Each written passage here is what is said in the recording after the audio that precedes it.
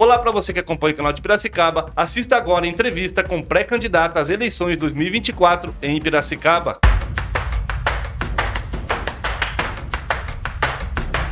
Professora, seja bem-vinda. A gente vai ter até 1 hora, para conversar sobre 10 temas e depois 1 minuto para suas considerações finais.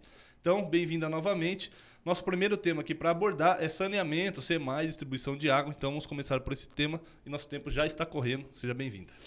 Bem, boa tarde, Airan, boa tarde a todos que estão nos assistindo através do canal Piracicaba, né?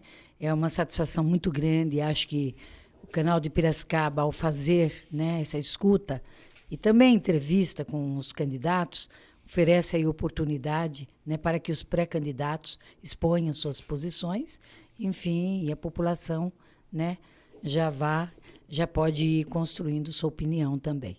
Certo. Então, sobre o saneamento, professora, o que você tem a falar, suas percepções, o que você propõe nessa área, por gentileza?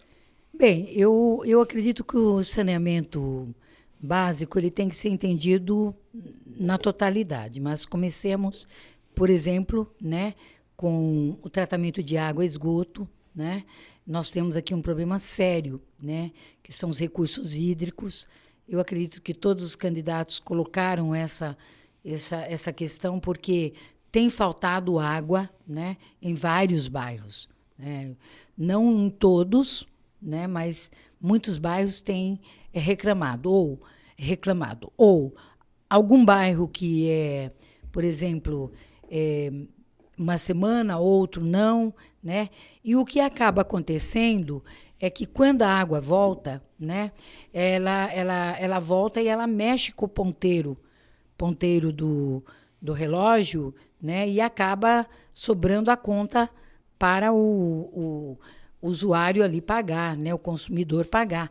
Então, isso tem sido um problema e acredito que eu sou pré-candidata, né, a prefeita pelo Partido dos Trabalhadores. Já tivemos um prefeito que teve um papel fundamental, né, nesse debate em torno de recursos hídricos ou água, né? Tanto que ele criou o consórcio das águas, era o presidente na época, e, ao mesmo tempo, retirou de lá vários encaminhamentos, vários avanços nós tivemos naquela época. Agora, o grande problema é que há um bom tempo a gente vem sofrendo com a falta de água, né, em Piracicaba. Eu própria, no meu escritório, puxei um movimento, né, na primeira eleição minha de deputada, depois de eleita, quando veio a conta de água, veio R$1.000. Lá não gasta isso de água. Mas o que aconteceu? Exatamente isso. Faltou a água e o ponteiro rodou, né? E aí eu puxei o movimento, né? Um movimento exatamente para entender o que estava acontecendo na SEMAI, né? Por que a tarifa estava tão alta, né? E, ao mesmo tempo, o que levava a desligar, né? Se há falta de água, nós temos que buscar saída, nós temos que buscar formas, né? Aliás, de como preencher aí os vários, né? Os vários espaços para que não falte água. Eu tenho claro o seguinte: o Rio Piracicaba não é o que fornece água, né? Que cai na torneira do consumidor, do povo, não é. É o rio Corumbataí. É de lá que vem. Mas vamos que um dia tem um problema no rio Corumbataí. Qual vai ser mesmo a perspectiva para Piracicaba? Essa é uma questão. Por isso, tem que se reinstalar, né, aí o consórcio da bacia, né, do rio Piracicaba com os demais municípios e, ao mesmo tempo, ver uma saída emergencial. Não pode deixar para o futuro. Se você fizer um link com o Rio Grande do Sul, que foi em 1945 que teve a grande enchente, e hoje, tá? Por que daquele tempo para esse não se repensou, né, questões que dessem resposta que o povo do Rio Grande do Sul está sofrendo? Mas não vou falar só de lá. Aqui em Piracicaba nós temos problema. Por exemplo, numa das chuvas que tivemos aí em 2020, né, quando o rio Piracicamirim subiu e tomou as casas lá, né? Eu me lembro que eu tomei a posição de pedir para o governo Dória, hein, que não era nada, como é que eu diria, assim, não tinha relação com o meu partido. Mas ele atendeu, ele mandou R$ 1 milhão e nós conseguimos fazer, com o prefeito na época, conseguiu fazer o desassoreamento do rio, né? E esses dias, conversando com a população de lá, eles disseram, não, agora chove e a gente não tem mais problemas, né, com essa questão da água. Então, mas temos que resolver e antever, né? Então, eu acredito que eu quero uma equipe. Tem o prefeito Machado, que é um conhecedor. Nós temos também o Igor, né, que também é outro conhecedor da área, trazer, né, para que traga respostas. Nós não podemos ter uma resposta para o momento. Nós temos que ter para o momento, mas também temos que ter uma resposta futura. Só que a questão da água também é importante a gente entender que tem um tratamento de esgoto, né? E a gente sabe que há falta de tratamento de esgoto, né? É só andar os bairros, a gente vê, né? O esgoto é o céu aberto, né? Você pega as favelas. Eu tive recentemente, até era uma demanda, inclusive, lá no Bosque dos Lenheiros também tem uma, onde acho que é o Frederico ali, né? A mesma coisa, né? Sofre com a falta de tratamento de esgoto. E o esgoto é necessário que se trate, né? Por quê? Pode ser aí um espaço para que tenha muitas doenças, né? Isso é uma questão de saúde pública, né? E, ao mesmo tempo, a gente tem que pensar por que é que a população está adoecendo, né? Por que é que estamos tendo, de novo, a volta da dengue com a força que está. Então, hoje é uma questão de saúde pública.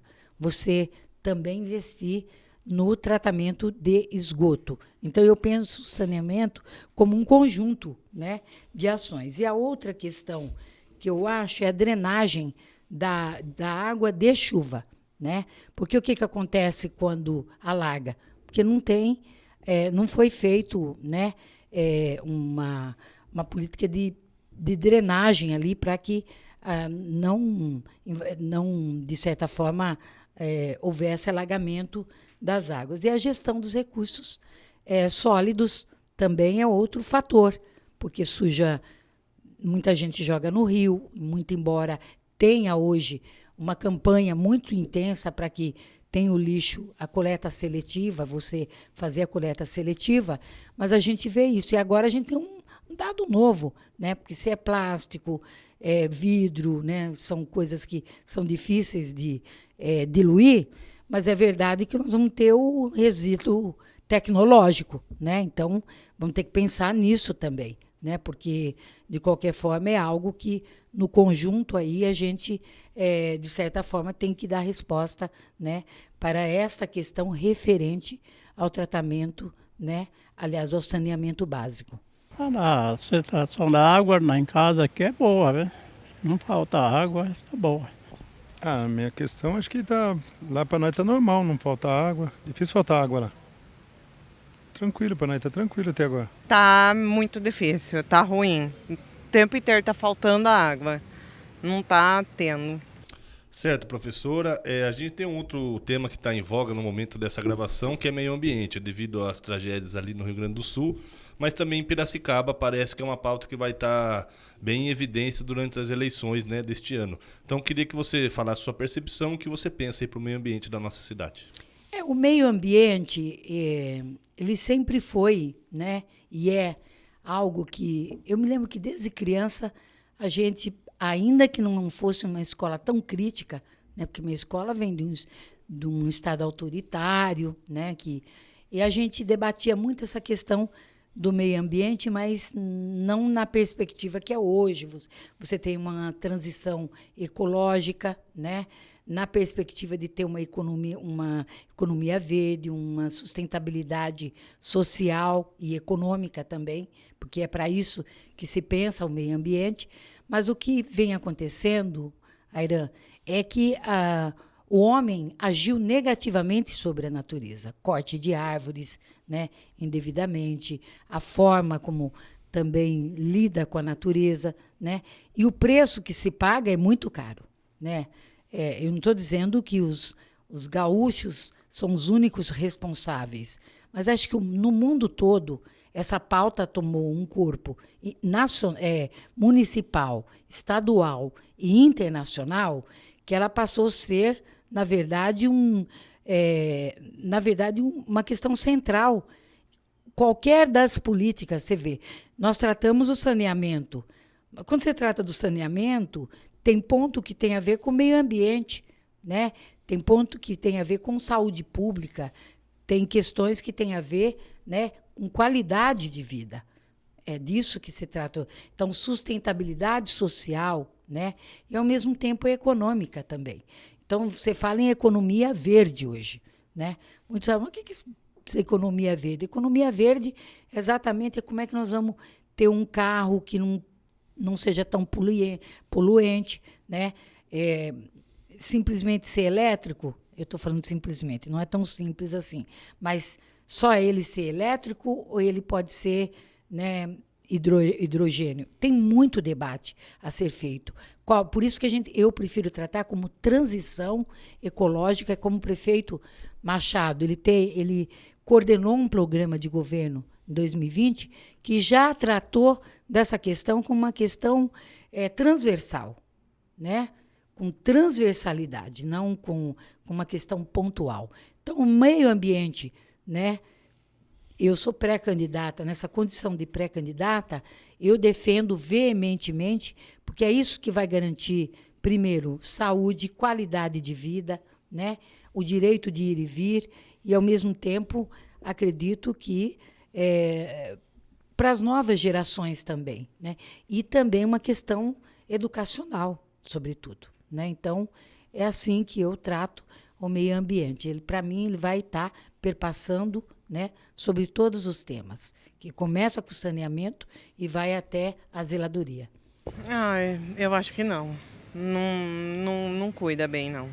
Tá bem sujo, as árvores estão caindo. Em vez de preservar, não vejo preservar o meio ambiente.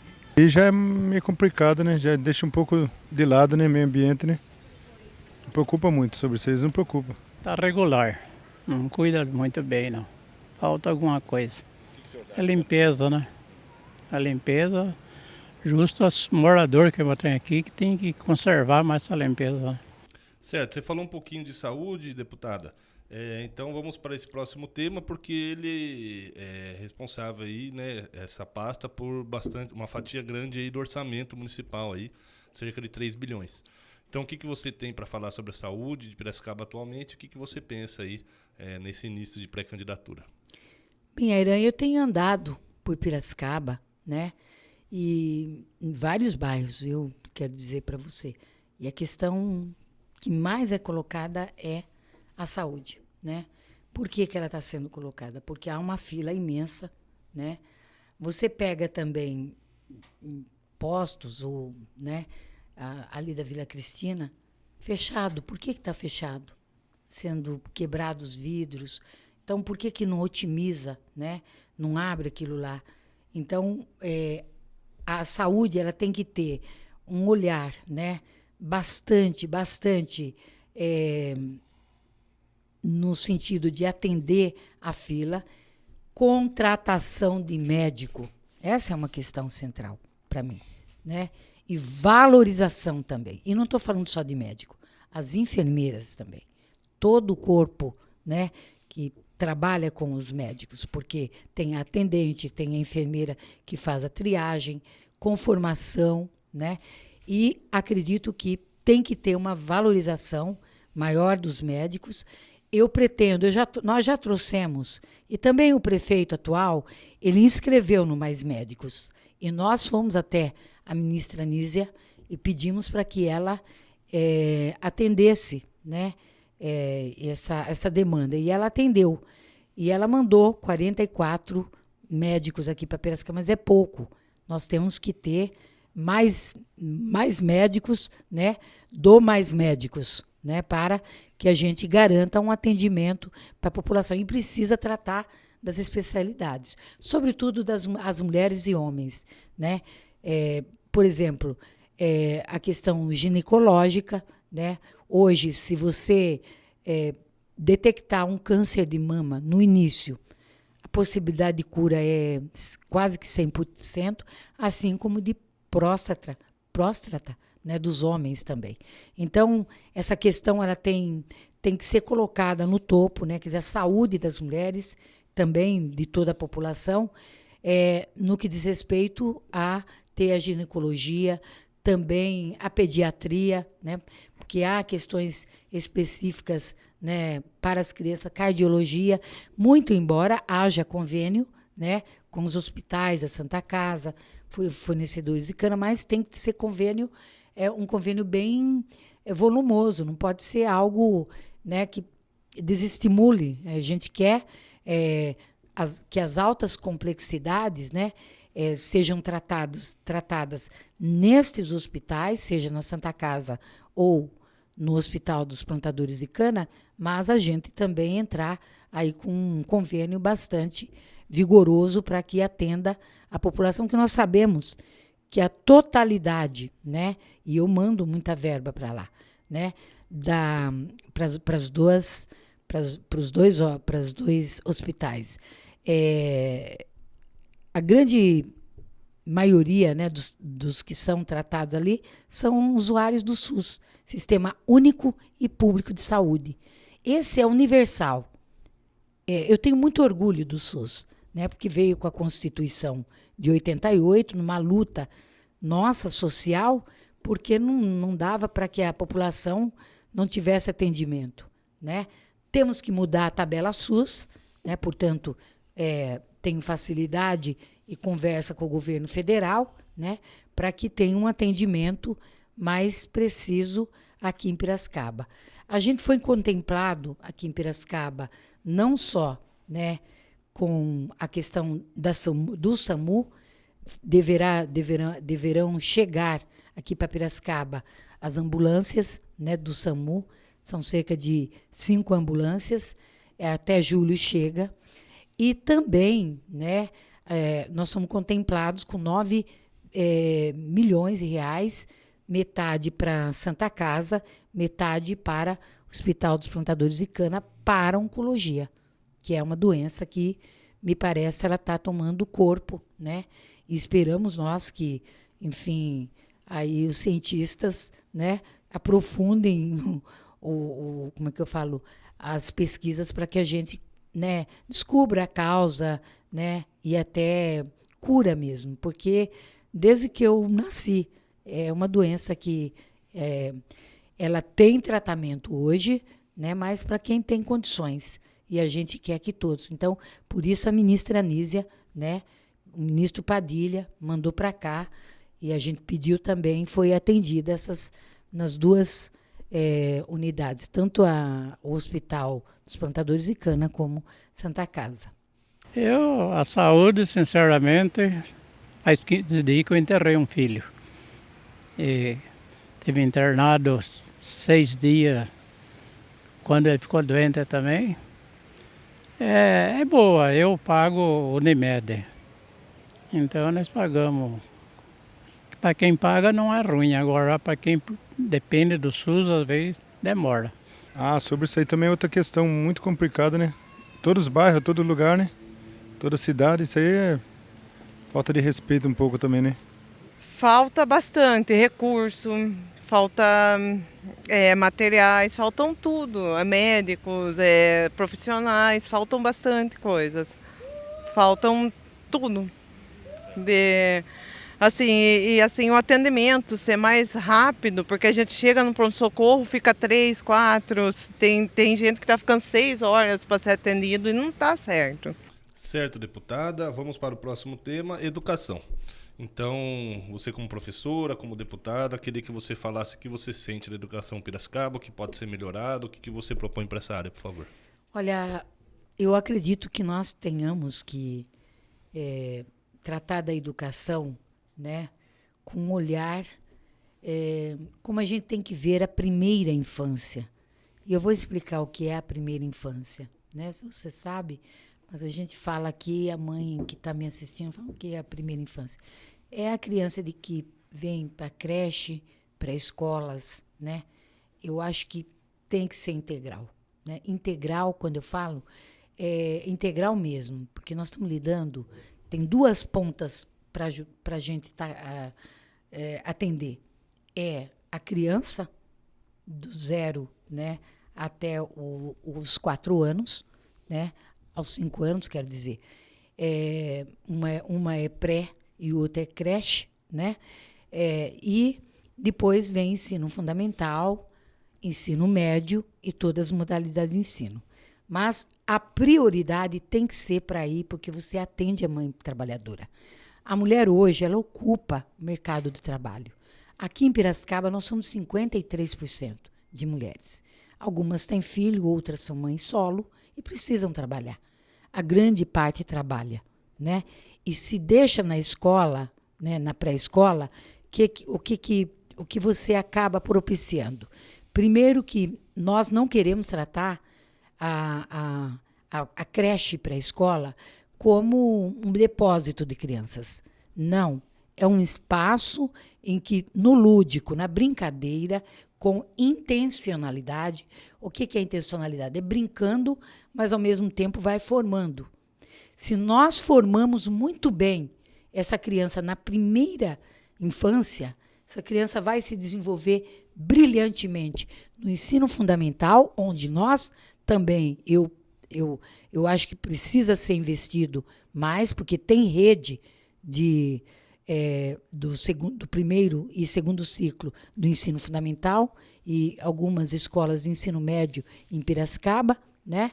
E, ao mesmo tempo, ele vai se desenvolver ao longo da vida, entendeu? Então, é muito importante que se invista nessa primeira instância para que se desenvolva, né, e nas outras etapas a educação básica, segundo as quais citei. Primeiro ciclo do ensino fundamental é que trata não só de alfabetização, mas é o primeiro momento que a criança começa, né, a receber a ter um conhecimento, né?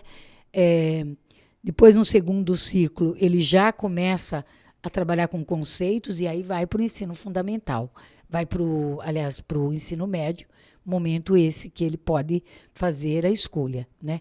Esse já é um debate mais estadual, porque o ensino médio está na rede estadual.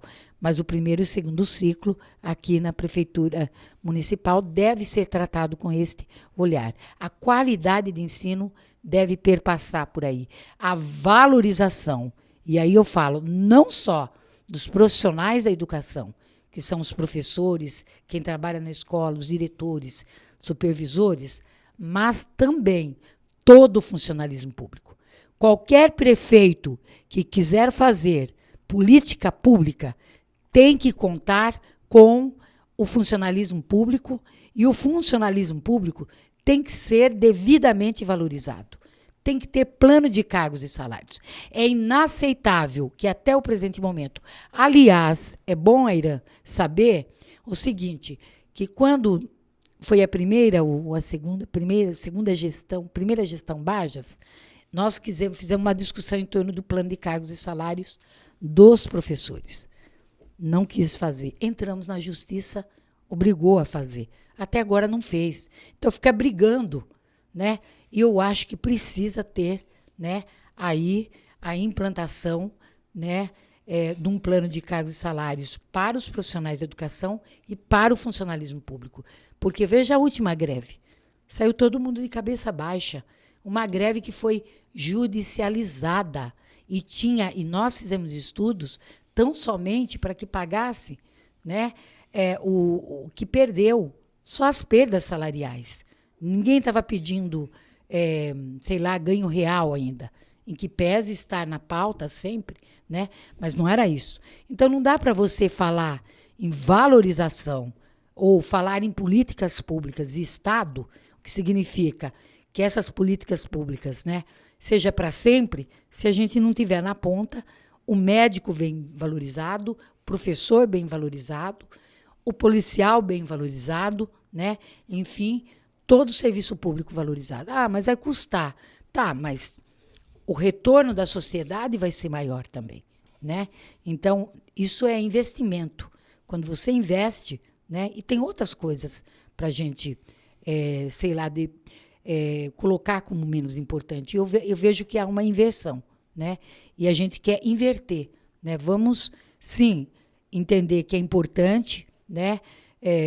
Ter um desenvolvimento econômico, ter Piracicaba, mas para tudo isso você tem que ter, né, esse corpo de funcionalismo, seja público, né, seja professor, seja o servidor que for, né, ele tem que ser devidamente valorizado, devidamente muito bem tratado, e não da forma como está sendo tratado. Eles falam que coloca mais matéria, isso, aquilo, tá deixando integral, mas eu não sei como que é esse integral, sabe? Se eles só ficam lá para fazer hora ou se ficam para estudar mesmo. Não... Eu tenho 2 netos que estudam ainda até 20 anos, né? Eles continuam na escola, tem um que já está trabalhando de professor. Ah, também um pouco deixado para lá um pouco da educação, hein? Não preocupa muito não, hein? A educação tá deixando um pouco de lado também. Certo, chegamos aqui agora na metade dos nossos temas, né? 5º tema, cultura, professora. Queria que você falasse a importância desse tema para a sua pré-campanha e o que pode ser feito nessa área aqui na nossa cidade.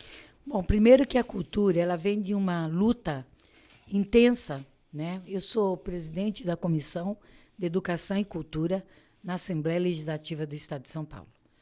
E eu, na outra gestão minha, né, nós estávamos na pandemia, e teve uma luta intensa para que tivesse recursos, né, porque fechou, o primeiro que teve corte foi exatamente a cultura, os trabalhadores culturais. E quem nos manteve, na verdade, com força para passar a pandemia, seja pela televisão, seja por uma coisa ou outra, foi a cultura, né? Foi o fato de ter os produtores. Você assiste uma novela, você está lidando com arte, então é cultura, né? Não interessa se é novela, se é filme, mas você está lá, é questão cultural. Então, nós tivemos a Lei Aldir Blanc num caráter emergencial, né? E foi mandado milhões de reais, né? Aqui para Piracicaba, me lembro que foi em torno de quase um milhão de reais, e a gente eu pedia na época, eu tenho um projeto de lei, inclusive, pedindo para que tivesse um conselho, né, de acompanhamento e gestão dos recursos, né, para que tivesse chegasse na ponta. Porque a Lei Aldir Blanc, ela colocava a contrapartida, né, dava o recurso, mas, ao mesmo tempo, quando passasse a pandemia, os trabalhadores culturais fariam peças teatrais nas escolas, que, para mim, eu aplaudi. Eu falei, que bom, é o momento da gente unir a educação com a cultura, né, para além, né, do aspecto mais amplo da cultura, mas nesse campo. Bom, não sentimos tanta força no que diz respeito à aplicabilidade, como foram aplicados esses recursos. Neste momento, a gente tem 2 leis.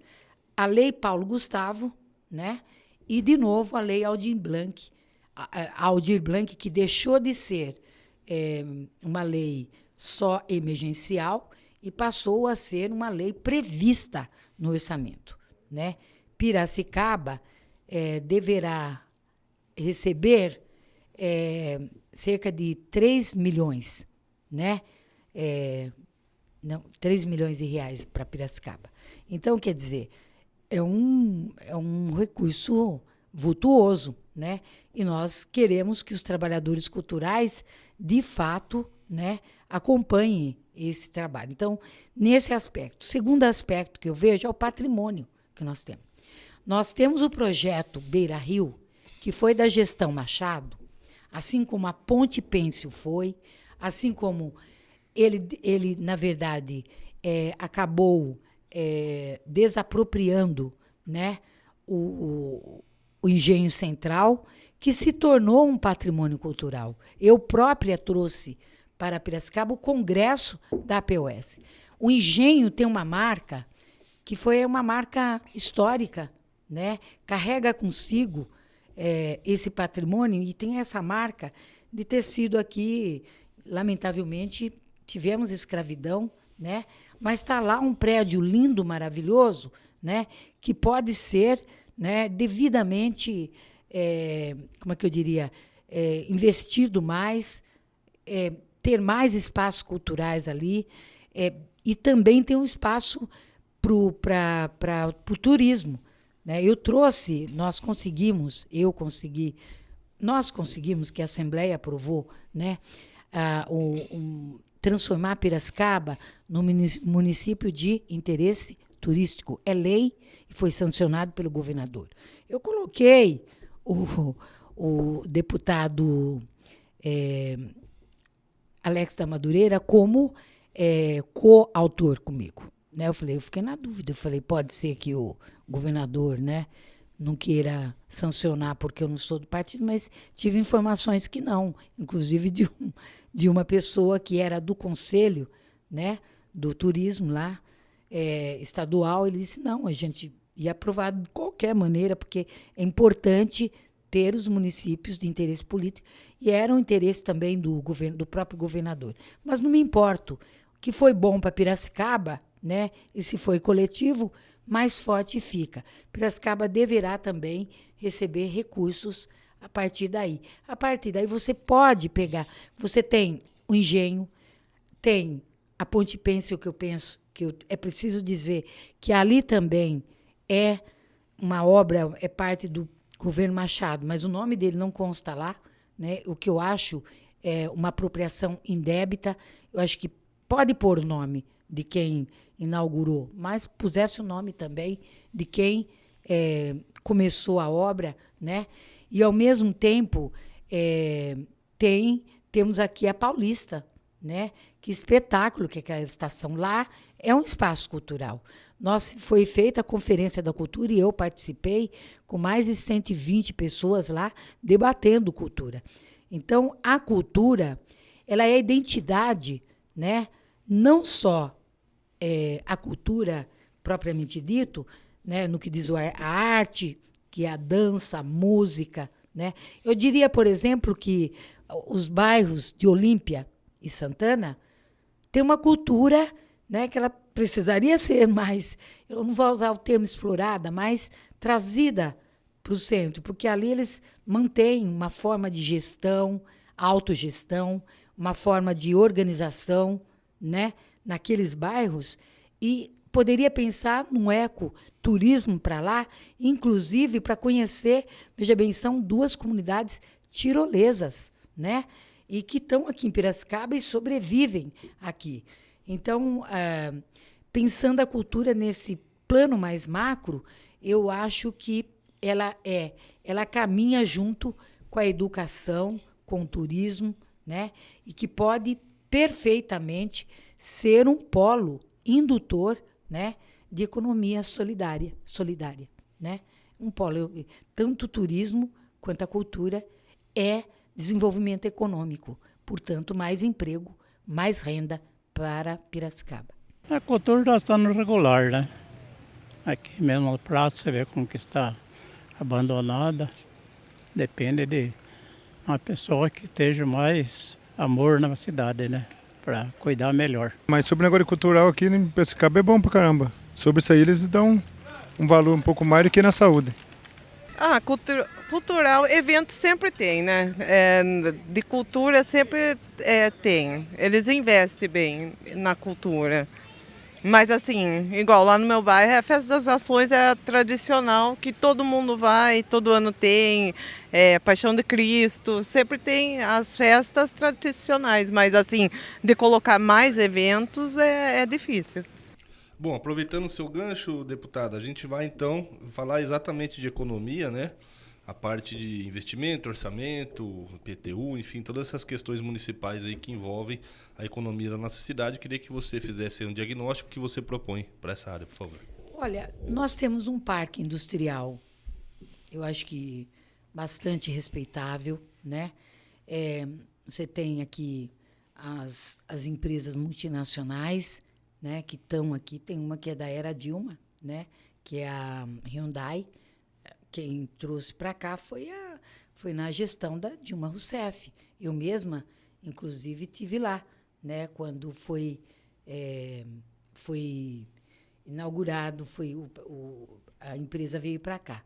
E agora sinto que teremos mais investimentos, né, porque aqui você tem também, nós temos as universidades, né, nós temos a Exalc, nós temos a Uniodonto, a FOP, a Faculdade de Odontologia, o SENA, né, que é um centro também de tecnologia. Então, nós temos, eu diria, um hub, né, tecnológico, né, que dá conta de ter um desenvolvimento econômico. O desenvolvimento econômico ele pode ser só industrial? Não pode. Também tem que abrir para outro, mas também não podemos... Se você vai para a agricultura, a gente tem uma monocultura, você não tem uma multiplicidade, né, de cultura, de agricultura. Você poderia ter, por exemplo, um investimento muito maior na economia familiar, na agricultura familiar. Eu visitei aquela cooperativa, né, dos agricultores com Vanderlei. Aquilo é um espetáculo. Está dando conta de cobrir as escolas, a alimentação das escolas, com alimentos de qualidade. Então, quando você desenvolve também e investe, porque tem que investir, tem que abrir, né, para os pequenos agricultores, você também faz desenvolver. Então, você tem que pensar que é importante ter uma multinacional, né, como ter a Caterpillar, como ter, né, as outras empresas que aqui estão, mas pensar também que o pequeno e médio empresário precisa, e o presidente Lula lançou, né, na semana passada, investimentos para que tenhamos aqui um investimento pesado no pequeno e médio empresário e também para o grande. Quer dizer, não deixou ninguém de fora, ninguém está fora, mas vamos investir no pequeno e médio empresário. Porque, veja bem você, vá para as favelas. Se você vai para a favela, tem de tudo. E tem um estudo dizendo já que as favelas, elas produzem, elas têm um desenvolvimento econômico bastante intenso, que pode, inclusive, ajudar no desenvolvimento de toda a cidade. Esse olhar precisa ter. Né? Você não pode imaginar que quem está lá no Bosque dos Lenheiros, ou quem está lá, sei lá, numa favela mais distante, que a gente ia apresentar, né? Por exemplo, você acha que tem que vir para a cidade para comprar algumas coisas, quando é muito distante, né? E aí você tem dificuldade com ônibus, portanto, a mobilidade urbana é difícil, né? Então, quer dizer, você tem que pensar que tudo tem que estar mais perto de onde mora, né? Para que a gente possa... Isso não quer dizer que eu não defenda a vinda de quem mora em bairros distantes para o centro. Pelo contrário, eu só acho que ele deve vir para lazer, para curtir a cultura, né?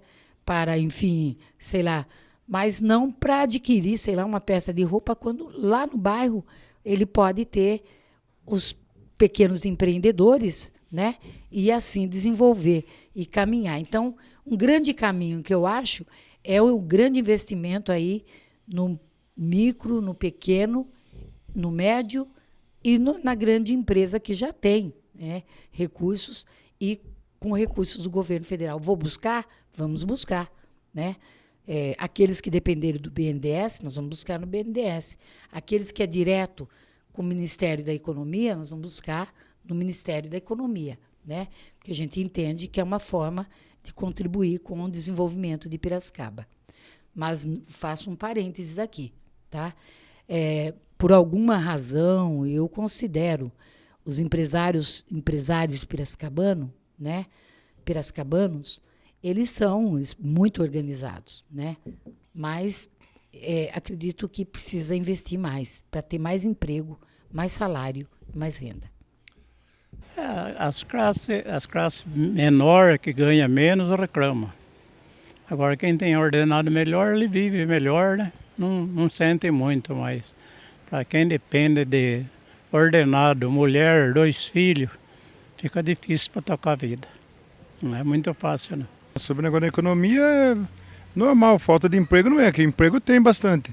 A pessoa está escolhendo o emprego que quer ir, né? Agora quem precisa vai em qualquer emprego, né? Não, precisa melhorar. Meu Deus do céu, tá muito caro. As coisas tá absurdamente cara. Não tá tendo como ir no mercado e comprar, sabe? E emprego também precisa melhorar bem porque tá faltando. Falam que não, mas tá. Tem bastante gente desempregada. Certo, deputada, partimos para o nosso 7º tema, que é segurança pública, né? Em Piracicaba aqui a competência municipal é a Guarda Civil, mas assim, pode abordar outras questões também, desde que você aí faça o diagnóstico e as propostas que você tem para essa área, por favor. A Guarda Civil, a Guarda Municipal, ela tem cumprido um papel. Agora falta aquela escolinha que tinha... Escola não, era ali perto do Colégio Piracicabano, que tinha os guardinhas, eram formados ali. Né? Então, o João Manuel foi formado lá, o Paiva passou pela escolinha. Então, eu acredito que tem que ter a formação, né? Mas, ao mesmo tempo, o Estatuto da Guarda Civil diz que está na Câmara. Né? Eu acho que a Câmara deveria dar esse presente para a Guarda Municipal. Né? Eu até estava numa escola agora e a gente está numa discussão das escolas cívico-militares, que a gente tem discordância, a gente entende que a escola não tem que ter caracterização, né? Primeiro e segundo ciclo do ensino fundamental e ensino médio tem que ter, na verdade, um comprometimento com uma sólida formação básica. É dessa forma que a gente concebe, a gente entende que tem que ser a formação básica. Né? Quando você fala uma escola cívico-militar, você, na verdade, de certa forma, você já nomina, né, aquela escola e taja, né? Você desapelida. Eu uso o termo apelida. Né? Então, o que a gente trabalha, e aí estava discutindo, que grande parte dessas escolas vão receber para dentro da escola policiais reformados. Veja bem, quando faltam ativos, né, para cumprir, homens mesmo, para estarem na guarda, para estarem na polícia, né?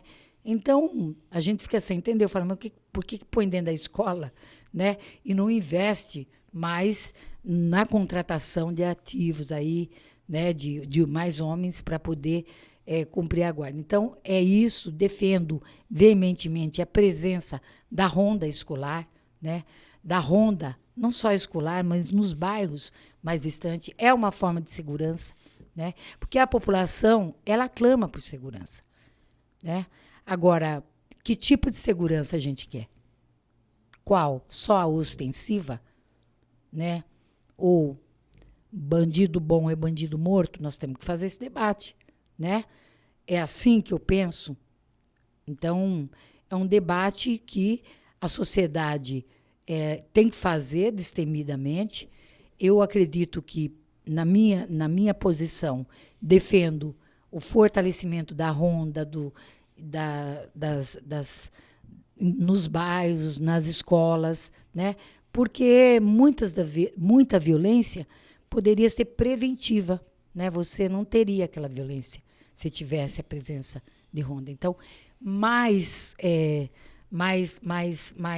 carros também, acho que é necessário, entendeu? Então, a gente vai...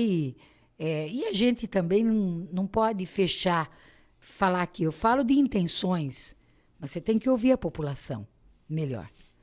Né? E ouvi-la significa ter as melhores respostas depois para um plano de governo. E o nosso intento é esse, Aira. No sábado, a gente lançou os GTs, mais de 23 GTs, né, com eixos temáticos para tratar exatamente de cada uma das políticas. Você colocou 10 aqui, né? Mas um tanto outro de políticas que caibam dentro, né, de eixos temáticos que você apresenta aqui. Então, acredito que com relação à segurança, por hora a gente defende isso, mas pretendo melhor ouvir, né, as gestões anteriores. Cumpriram um papel, a gestão do José Machado cumpriu esse papel, mas acho que a gente tem que ter também um uso melhor das tecnologias, tá?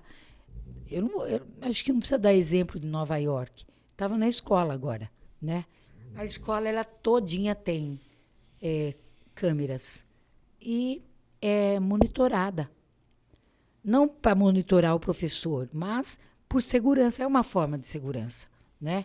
Então, monitoramento por câmeras, não só colocar para cobrar multa, como tem aquela câmera lá que passa aquele carro para cobrar multa, não.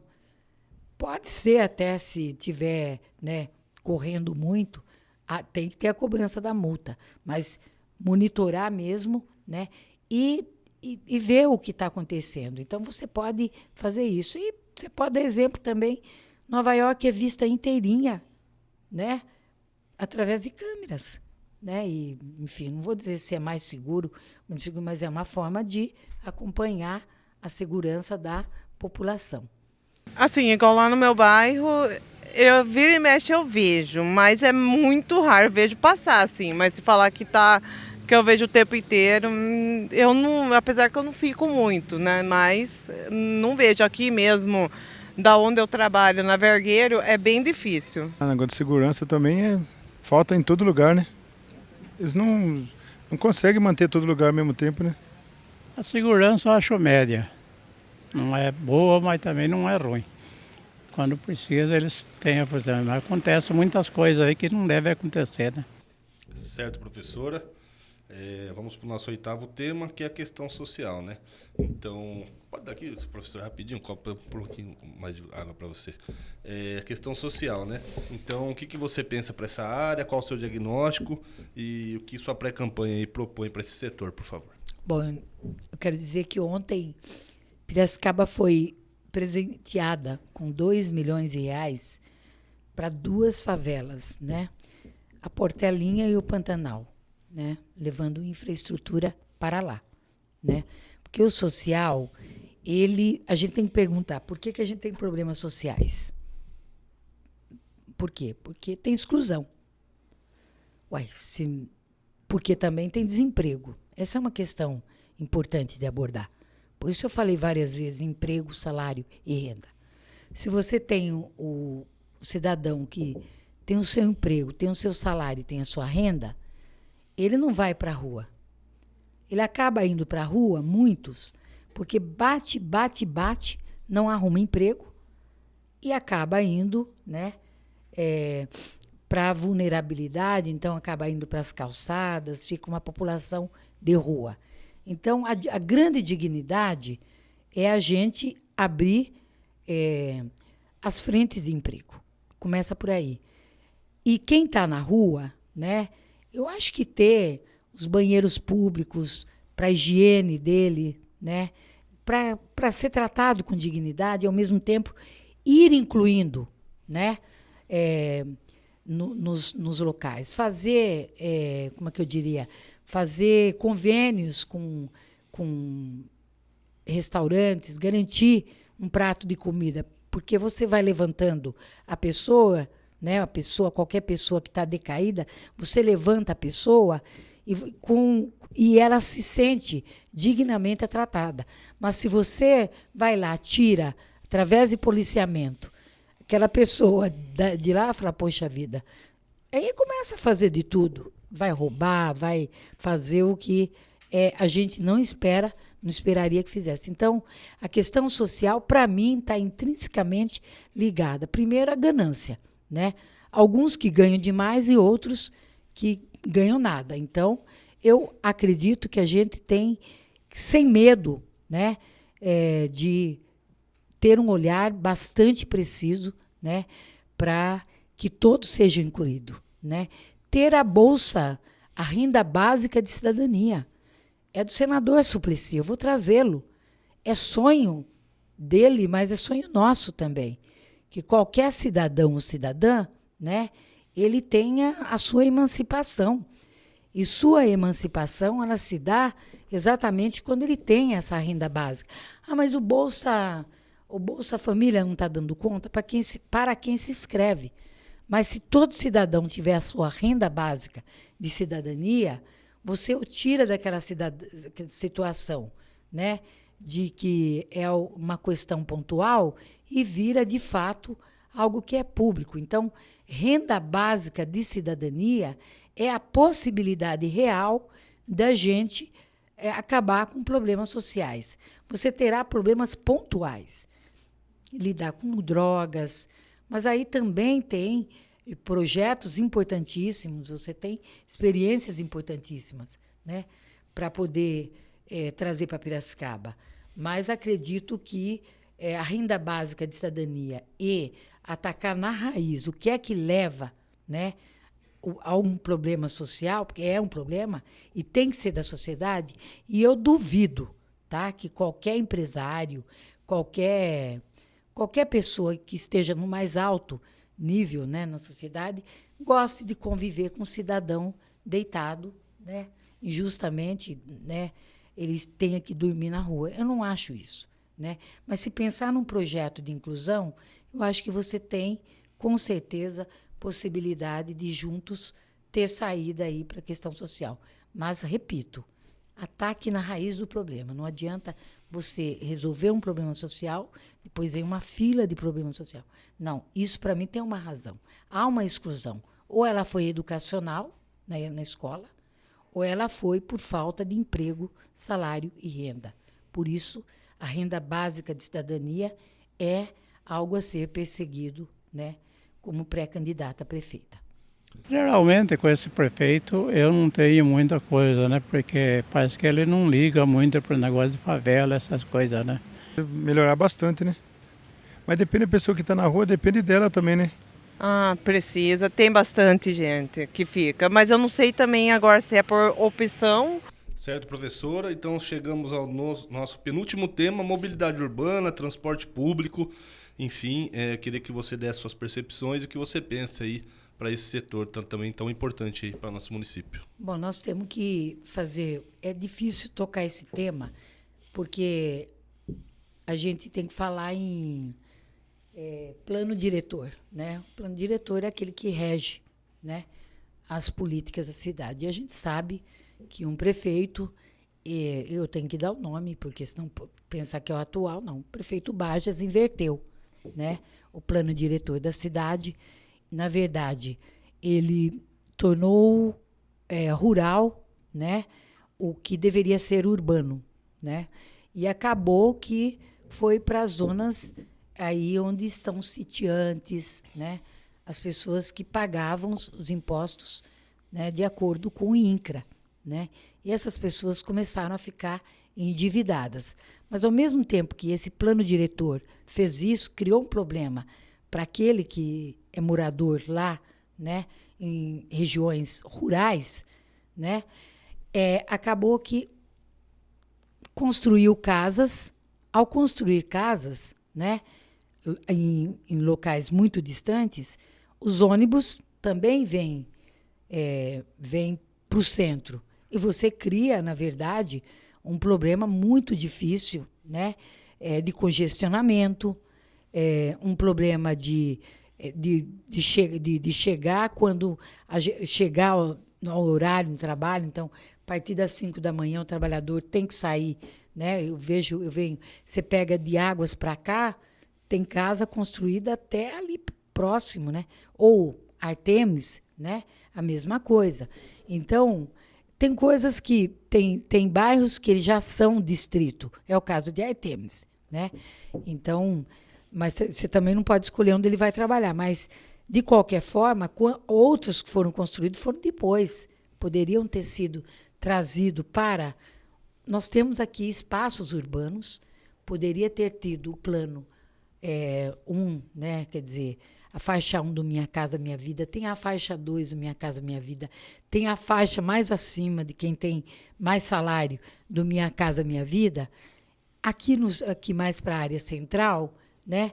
Então, esse espaço urbano, né? Ele poderia estar melhor ocupado, o trabalhador estaria perto do emprego e você resolveria problemas de mobilidade. Quando eu falo em mobilidade, eu não falo só do ônibus, embora também tem que rever frota de ônibus e também a rota, né? Porque o que se cobra muito é que faltam ônibus nos bairros. Até num bairro que eu estive, foi feito um movimento para que o prefeito atual, né, Luciano Almeida, leve uma linha de ônibus para lá, porque as pessoas estão sem ônibus ou têm em horários muito distantes, então eles têm que andar um grande pedaço para depois pegar outro ônibus para vir para o centro. Quer dizer, não é condizente, né, com respeito aí à população. Então, eu acredito que repensar, né, o plano diretor, repensar também o como que a gente pode trazer o trabalhador para a região urbana, de forma gradativa, obviamente, de forma negociada. Ninguém está querendo brigar com o setor imobiliário. Pelo contrário, se vai construir, o setor imobiliário vai estar, né? Também terão as construtoras, portanto, teremos mais emprego, salário e renda. Cada vez que a gente resolve uma questão que ela é na base do problema, você está criando condições de sobrevivência também. E também tem a ver, né, com outras formas de mobilidade. Você tem um ônibus, até 2020 tinha 175 mil carros em Piracicaba. Hoje já se fala em mais de 200 mil carros. Eu não sou contra a ter o carro. Todo mundo tem direito a ter o carro. O difícil é ter o carro para ir trabalhar. Então, as ciclovias, né, eu acho que como é que eu digo? Mas muito bem feita. E com compromisso de fazer, sei lá, faz 3 quilômetros, 2 quilômetros por ano, né? Por ano ou por mês, dependendo de como você tem em termos de recursos. Eu acredito que a gente vai estimular saúde, porque quem anda de bicicleta acaba exercitando e, ao mesmo tempo, resolve um problema de congestionamento no trânsito. E também, claro, e sem querer entrei no ponto 10, né, que tem a ver, cuidar, né, dos buracos. Não só os buracos, mas os matos, as questões que no próprio centro tem, viu? A gente tem que ter esse compromisso de quem é dono de terreno, por favor, mantenha seu terreno com mato cortado, né? Ou a prefeitura, então, que cobre na forma de, né? Mas mantenha lá, porque são os matos, são as águas paradas que, na verdade, pode desenvolver a dengue, né? Que hoje o quadro tá alto aqui em Piracicaba, tanto que me pediram até, e eu estou aguardando a resposta, porque a gente precisa vacinar, né? E estamos com dificuldade da vacina da dengue no Brasil, né? Porque a produção não tem insumos. Então, eu sei que o Ministério da Saúde, através da ministra Nízia, está atrás de insumos para a produção da vacina, né? Temos o Instituto Butantan, que produziu a vacina do coronavírus, por que não? Né?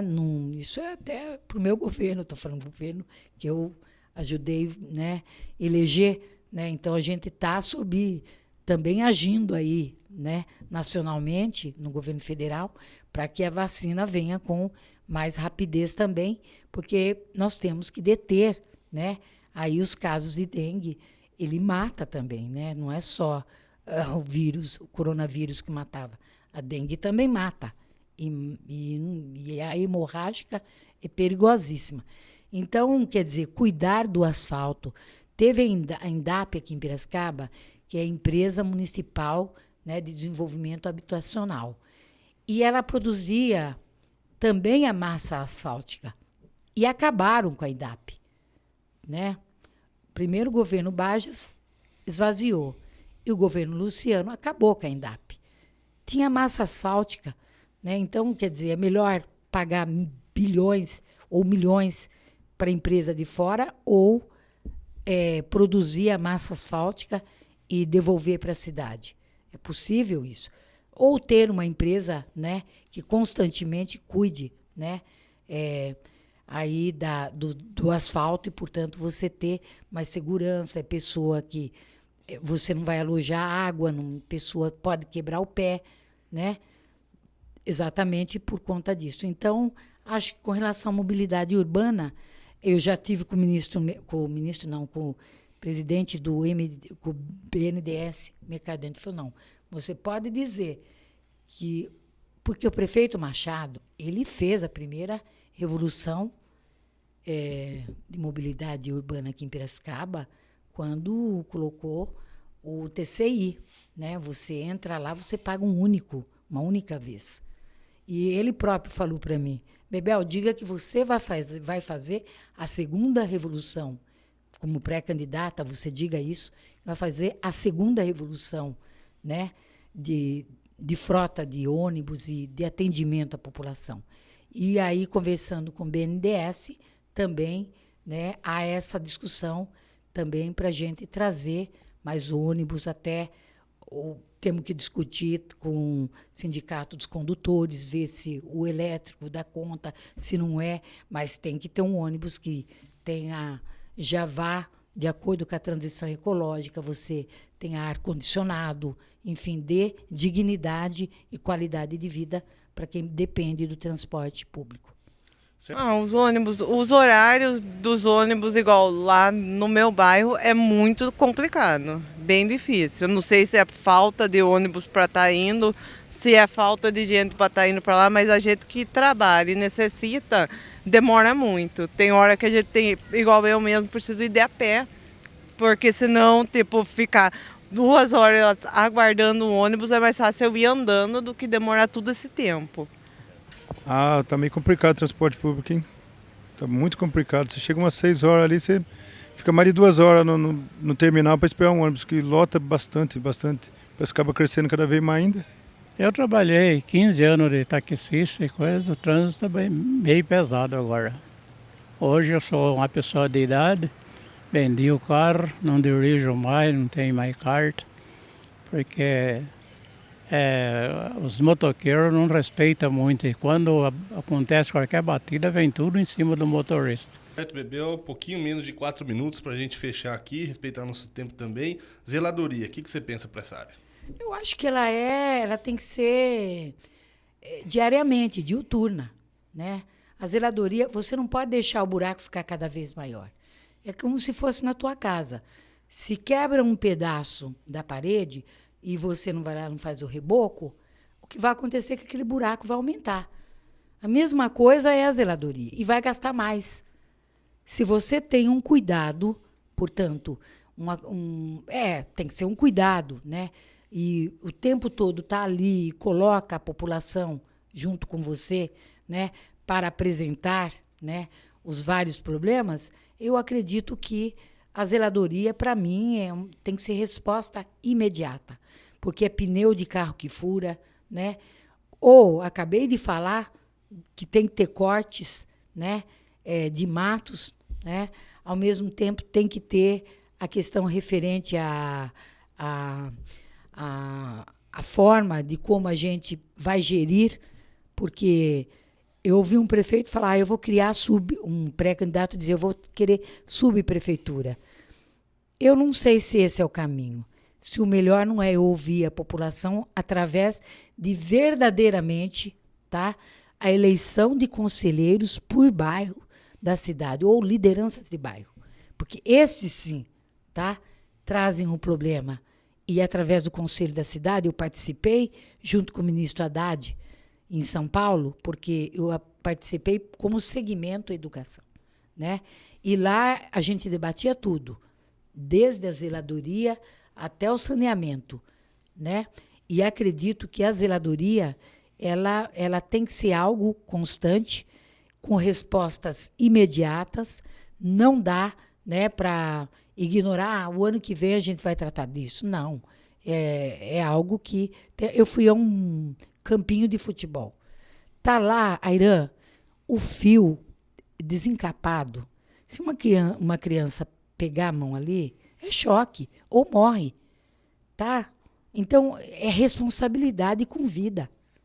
Então, não é qualquer coisa, não é um buraco, não é de buraco que eu estou falando. Estou falando de coisas maiores. Estou falando de defesa da vida, do direito à cidade. Quando eu falo do direito à cidade, estou dizendo assim, tem um estatuto que diz que todo cidadão tem direito à cidade. Não só os mais favorecidos, também aqueles que mantêm, né, Piracicaba de pé. Portanto, podemos, né, eu, na minha condição de pré-candidata, me comprometo a ter a zeladoria como uma política constante, né, e diária, diuturna e diária, né, de acompanhamento. Porque quanto mais você deixa, mais você gasta. Eu acho que não é boa. Sinceramente, acho que não é boa.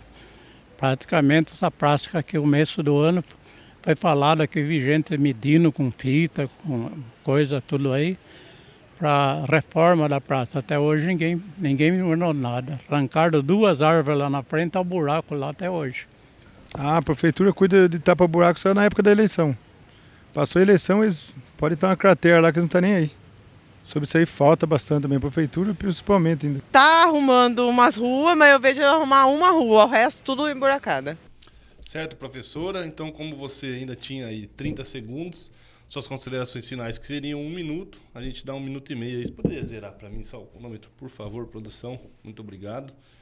Então, essa foi a professora Bebel, deputada estadual e pré-candidata a prefeita de Piracicaba pelo PT, e ela vai fazer suas considerações finais. Fique à vontade, deputada, aí, para você usar 1 minuto e meio, tá? Sempre respeitando ali, olhando ali. E agradeço por ter respeitado o tempo, né, nessa entrevista. E você falar o que você quiser nesse 1 minuto e meio e dar seu recado para a população de Piracicaba. Obrigado novamente por aceitar nosso convite. Eu agradeço a Irã, agradeço toda a equipe do canal de Piracicaba, agradeço a todos que teve a paciência de nos ouvir, né? Ou que terá a paciência de nos ouvir, e dizer que para mim é um compromisso, né? Eu sou pré-candidata, então o que eu falei aqui é uma carta de intenções. Por óbvio, a gente vai ter, né, um debate bastante robusto, né, sob a coordenação do ex-prefeito Machado. A presença dele é primordial, porque ele deixou marcas importantíssimas aqui. Ele, na educação, ele foi premiado pela Fundação Abrinq como prefeito amigo das crianças e também teve um prêmio como prefeito empreendedor. E espero, né, na minha condição de pré-candidata, se um dia eu chegar nessa condição de pré-candidata, dizer também que eu estou aberta, né? Nós vamos lançar agora uma plataforma em que a população coloque lá, mas se ela não souber, não tiver condições de colocar pelas vias digitais, que coloque da forma como ela coloque as ideias dela. Nós vamos ter um grupo que fará, né, a leitura dos dados, né? Nós temos um diagnóstico, o DIEESE está fazendo esse diagnóstico muito bem feito para nós, né? E a gente, então, apresentar um programa, né, para que Piracicaba, né, de fato, ela seja um direito de todos e todas, né? Certo, é isso, deputado. muito obrigada. Obrigado você, encerrado o nosso tempo. Obrigado você que acompanha agora essa entrevista com a pré-candidata a prefeita de Piracicaba e deputada estadual, professora Bebel, do PT. Acompanhe nossos próximos vídeos.